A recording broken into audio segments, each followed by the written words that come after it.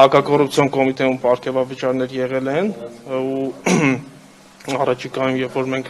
ներկայացնենք նաև հայտարարագիր, այդ հայտարարագրում մանրամասն նշված կլինի այն գումարի չափը, որը հակակոռուպցիոն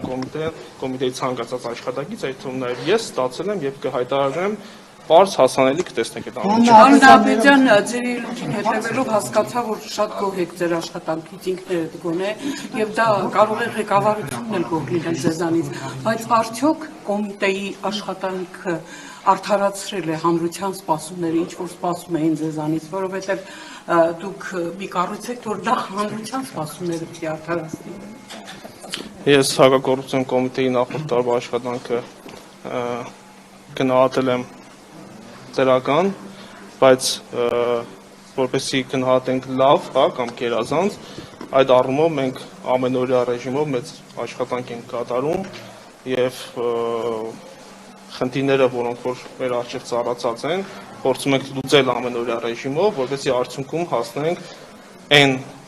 աստիճանին, այն մակարդակին, որը մեզ թույլ կտա ասել, որ իրականում մենք մեր կառույցի աշխատանքներից գոհ ենք։ Պարոն Նահապետյան, հիմա այդ անգլերենի դասընթացների հետ կապված, որ վարչապետի տիկնոջ հիմնադրամը հայտարարել է, դուք սպասում եք, որ ինչ-որ մեկը հաղորդում տա, թե այնուհանդերձ կուսումնասիրեք, ինչպես նաև ընդդիմադիրների հետ ուսման վարձերը վճարելու հետ կապված, մարզպետի օգնություն բաժանելու հետ կապված, պետք է անպայման լինի հաղորդում, որ դա ուսումնասիրեք, թե օրինակ հակակոռուպցիոն կոմիտեն հիմա ունի ինչ-որ նախաձեռնած գործեր, եւ մեկ հարցել տեսեք, որ ասում եք կամ պարգևավճար, իրականում դա պարգևավճար չէ, դա աշխատավարձի բարձրացում է եւ այդ բարձրացումը եղել է առանց բարձրաստիճան պաշտոնյաների վարձատրության մասին օրենքի փոփոխության։ Սա արդյոք խնդրահարույց չէ, որ մեկ որոշմամբ է այդ բարձրացումը եղել, որովհետեւ օրենքում փոփոխությունները պետք է լիներ ազգային ժողովով նախագահի կողմից վավերացման։ Այստեղ դուք խնդիր տեսնում եք, թե ոչ։ Դուք ինքներդ որակում եք տալիս, որ դա եղել է աշխատավարձի բարձրացում։ Ժողովի նախագահ Ալեն Սիմոնյանն է ինձ հետ հարցազրույցում ասել, որ դա պարգևավճար չէ, դա աշխատավարձի բարձրացում է։ Ես չեմ կարող մեկնաբանել պարոն Սիմոնյանի ասածները, բայց ամեն դեպքում ես գիտեմ, որ սա պարգևավճար է, պարգևավճարի համար կա սահմանված կարգ, կառավարության որոշում, սահմանված կարգով հաշվի առնելով նաև կատարողականը պարգևավճարները տրվել են։ Ինչ վերաբերում է առաջին հարցին, թե արդյոք հակակոռուպցիոն կոմիտեն առանց հաղորդման կարող է պրոցեսներ սկսել, այո, կարող է պրոցեսներ սկսել օպերատիվ հետախուզական գործիքակազմի կիրառմամբ, ձեր նշած մի շարք դեպքերում, բայց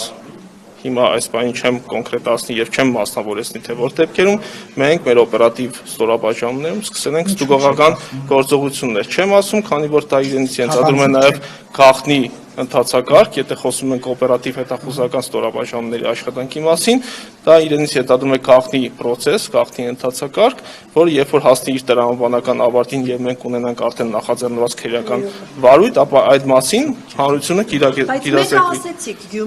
Սյունիքի մարզպետարանը, որ ստուգողական նկատի ունեմ ոչ բոլոր դեպքերում է, որ այս բանին կոնկրետ ինֆորմացիա օպերատիվ հետախուզական աշխատանքների մասով ասել եմ, Սյունիքի մասով ասել եմ, քանի որ դրա մասով վտանգ այդ հրապարակման մասով չեմ Ձեր պաշտոնին վտանգ հա, որ վարչապետի տիկնոջ հետ կապված հայտարարել կարող է Նիկոլ Փաշինյանը Չեք պատասխանում հարցը։ Ձեր հարցը պատասխան չունի։ Պարոն Նահապետյան, տեսեք, միշտ Նիկոլ Փաշինյանը հայտարարում է, որ Հայաստանում կոռուպցիա չկա, արմատախիլ է արվել։ Մենք նկատում ենք, որ հակակոռուպցիոն կոմիտեում քննվող մի շարք գործերով անցնում է նաև իշխանության տարբեր շրջանակներ, այդ թվում եւ օրինակ Էջմիածնի արդեն նախկին քաղաքապետը բազմաթիվ անգամներ հակակոռուպցիոն գործողություններ է իրականացրել Երևանի քաղաքապետարանում, պետեկամուտների կոմիտեում։ Հիմա այստեղ հակասություն կա, թե չկա, եւ նաև Էջմիածնի նախկին քաղաքապետը կոռուպցիոնում քննվող քրեական գործը համարել է շոու։ Ինչ եք շոու անում ըստ Յաննա Կասպարյանի։ Ես դատավարության մասնակիցների մեկնաբանությունը չեմ պատրաստվում հիմա ինքս մեկնաբանել, դրա համար կա դատական պրոցեսներ, դուք էլ կարող եք այդ դատական պրոցեսներին մասնակցել, քանի որ ըստ էության հրապարակային է, եւ յուրաքանչյուր անգամ համոզվեք, թե արդյոք իրավական առումով հակակոռուպցիոն կոմիտեն ճիշտ է մեկնաբանել դեպքի հանգամանքները, թե ոչ, եւ արդյոք ձեր ասացի նման այնտեղ ունենք շոու։ Ինչ է Դավթյանն է ասել Գասպարյան ինքն է որակումը տվել եւ երկրորդ հարցը ինչպես գիտենք տևական ժամանակ է նպատակ է դրվել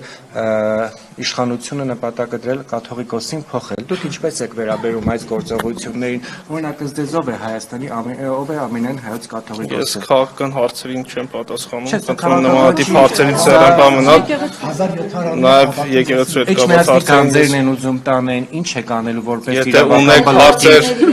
իրավական բլոկի պատասխանատու ինչպես է կանխելու այդ էջմիածնի գանձերը չտանեն ստեղից Ժողովուրդ, եթե ունեք իրավական հարցեր հակակորձության կոմիտեին վերաբերելի պատասխանեմ, եթե ոչ ավարտենք, հա, հարցազրույցը։ Հայկ Օնջորյանի առանձնատան մասով եւս ստուգողական գործողություններ իրականացվում, որ առանձնատուն է ձեռք բերել Աբովյանում շուկայականից ցածր գնով, այս մասով ինչ կա։ Այս մասով եւս ստուգողական գործողություններ ենք կատարում, բարձում ենք թե մյուս սեփականատերերը կոնկրետ ինչ արժեքով են այդ բնակարանները ձեռք բերել, եթե ունենանք ձեր ասած նման էական շուկա տարբերություն գնային պարոն Կոնջարյանի ձեռք բերածի եւ մյուս քաղաքացիների ձեռք բերածի մասով, ապա համապատասխան իրավական գնահատական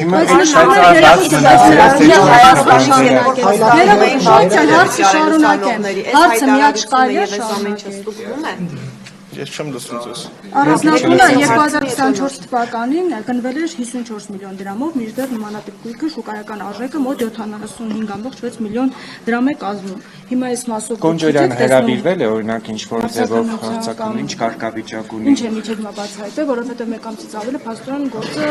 քննություն է ընթանում եւ ասում են ստուգողական աշխատանքներ շարունակվել։ Գործի քննություն չունենք, մենք ունենք ստուգողական գործողություններ, որի ընթացքում հարցաքննություն չի կատարվում։